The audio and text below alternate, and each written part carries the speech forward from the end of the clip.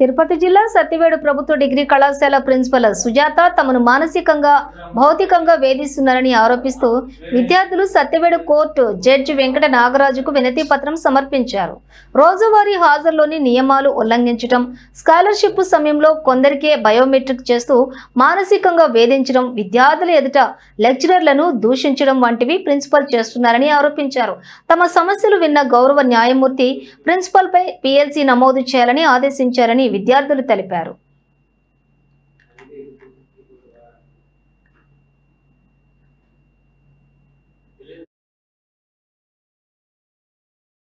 మేము సర్టిఫికేట్లో ఎంత ప్రాబ్లం ఫేస్ చేస్తున్నామంటే ప్రాబ్లం అనే బదులు దాన్ని హరాస్మెంట్ అని చెప్పచ్చు. ఇప్పుడు మా కాలేజీ టైమింగ్ నుంచి స్టార్ట్ చేసామంటే అన్ని పర్టికులర్ డిగ్రీ కాలేజీలు వచ్చి 10 to 5కి డిగ్రీ కాలేజెస్ ఉంటాయి. ఆమె బస్సు అనుకూలంగా ఆమె వచ్చే అనుకూలంగా 9:30 to 4 వరకు కాలేజ్ ఉంటుంది. దీంట్లో లంచ్ బ్రేక్ వచ్చేసి మేము ఎన్నంకండి నుంచి రావాలంటే దాదాపు ఒక 2 కిలోమీటర్ ఉంటుంది సర్టిఫికేట్.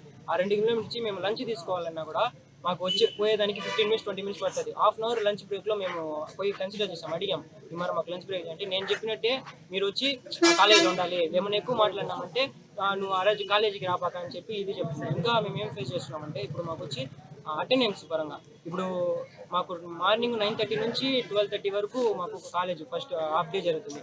హాఫ్ డేలో మాకు సార్లు ఏం చేస్తారంటే 11:30కి బ్రేక్ కన్సిడర్ చేస్తారు. బ్రేక్ అంటే వాష్రూమ్ వెళ్ళేది, ఏమైనా వెళ్ళాలంటే మాకు వాష్రూమ్కి పంపిస్తారు. ఆ టైంలో ఆమె వచ్చి కూర్చొని ఇప్పుడు క్లాస్లో ఎవరు లేకపోతే అందరికి ఆప్షన్ చేస్తుంది. ఆ ఒక్క పీరియడ్ పెట్టుకుని ఫుల్ డే ఆప్షన్ చేస్తుంది. బీకామ్ వాళ్ళకి అన్ని గ్రూపులు కట్టే ఆమె వచ్చి కూర్చున్నప్పుడు ఒకడు ఉన్నాడంటే వాడికి మాత్రం అటెండెన్స్ చేస్తుంది. ఇప్పుడు వాష్రూమ్ వెళ్ళామంటే అందరికి ఆప్షన్ చేస్తుంది. ఈ మరి అటెండెన్స్ సెకండ్ ఇయర్ గా మాకు ప్రిన్సిపల్ గా ప్రాబ్లమ్ గా ఉంది. ప్రిన్సిపల్ వల్ల మేము రోజు కాలేజీకి వచ్చినా కాలేజీకి రానంటున్నామని చెప్తున్నారు.